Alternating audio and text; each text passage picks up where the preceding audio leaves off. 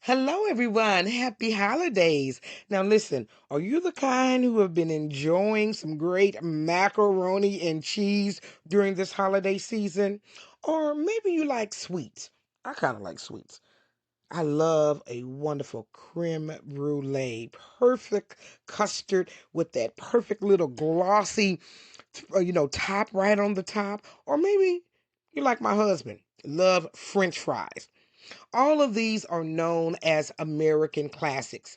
But what most people do not know is that these American classics were created by a black chef. His name was James Hemings. He brought these meals to our American shores, and I am honored to be able to share his story with you during this holiday season. I'm Lady Trinette Wilson, your lecturer and social historian. Hi, Royalers. You all be sure to pick up that Royal Black and Elite. I left the link down below. We have so many great stories in Royal Black and Elite, and it's getting ready to go on hiatus as my new book comes out. So make sure you pick it up. Now, James Hemings, he was the chef, personal chef of Thomas Jefferson. Now, we might have remembered Thomas Jefferson from another situation, a woman named Sally Hemings. Now, she was his slave, but also his, concubine, and he had 6 children with her. Where James and Sally were half brother and sister. They shared a father together named John Wells. He was a white man, and of course, we always know back in those days they violated black women, and so this is how we got all of these mixed races from the South during that time period. So see, he and Sally were half brother and sister. Now he was older than her. And from a very young age, he really demonstrated exceptional skills in the kitchen.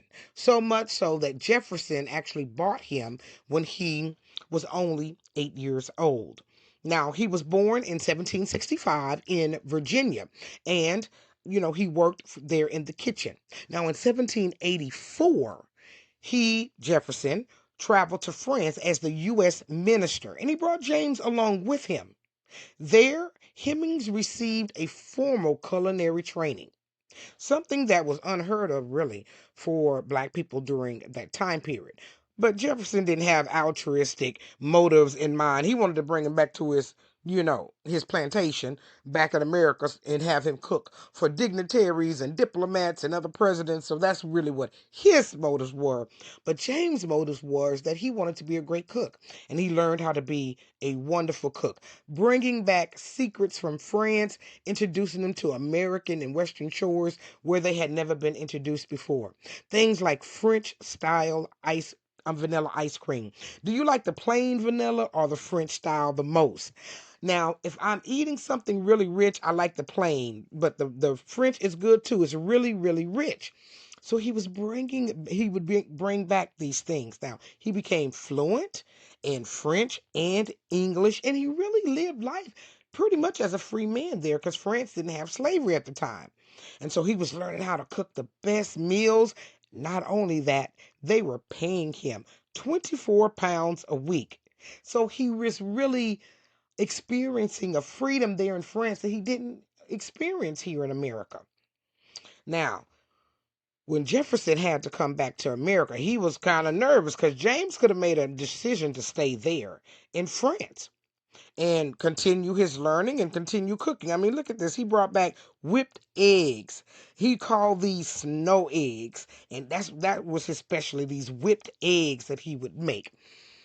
So he had a choice. Do I stay here in France and continue to live as a free man, or do I return with Thomas Jefferson and be treated like a slave? And for some odd reason, James returned to the plantation with Thomas Jefferson, believing that one day he would be set free. I think part of the reasoning is yes, he was in France and he was cooking for important people, but Thomas Jefferson was the president. So he would be cooking for presidents and the highest dignitaries there is at that time period.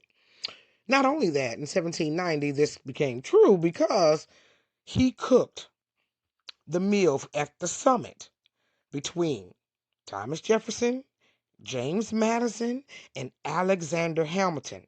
You see, the three men had fallen out, and they met together at Monticello in order to try to work things out. And that's where James was the head cook. So he cooked, a fantastic meal. It's rumored that chicken roulade was on the menu.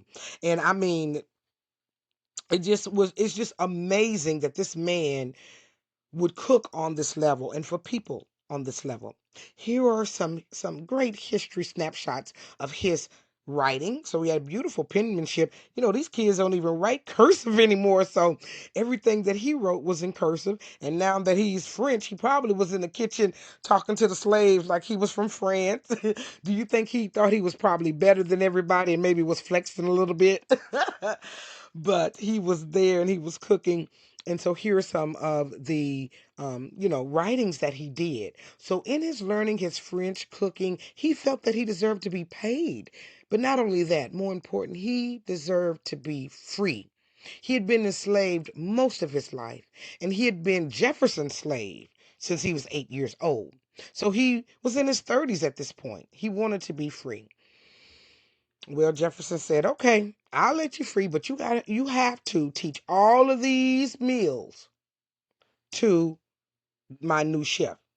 Now, the new chef was a white man.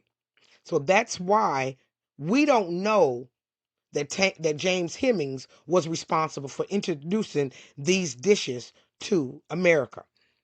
What did he introduce? Well, I introduced you to it at the very beginning, macaroni and cheese. He called it macaroni pie. This is the chicken roulade that I mentioned earlier when James Hamilton and Madison and Alexander Hamilton and Jefferson was meeting. Do you like the chicken roulade or do you like the beef Wellington that Gordon Ramsay cooks? So he was just a great cook, right? French style ice cream showed you that. Creme brulee, French fries, the snow eggs, and one of his specials were meringues. So he would beat that egg till it was stand straight up. So he's known for that. Sophisticated sauces and multi-course dining. So he was a top chef cook. And in 1796, Jefferson finally gave him his freedom. But after he was set free, he really struggled to find steady work. Now, he would go back to work at that White House for Jefferson for a short period of time, but not long, because Jefferson still didn't want to pay him. And so he didn't return. And unfortunately, his story ended sad because he was working at this tavern in 1801. This is only 5 years after he had gained his freedom. Well, they found him unalived. He had taken his own life at only 36 years old. I don't know if he was depressed. He probably was because, once you cook for the president, it's probably pretty hard to cook for anybody else. And he didn't have a restaurant. He didn't have any children and he was never married. So that's why we don't know who James Hemings is. But now, because you've listened to Rural Black and Elite, you do. And I want to thank you for taking some time out of your holiday season to learn a little bit more about our Royal Black and Elite history.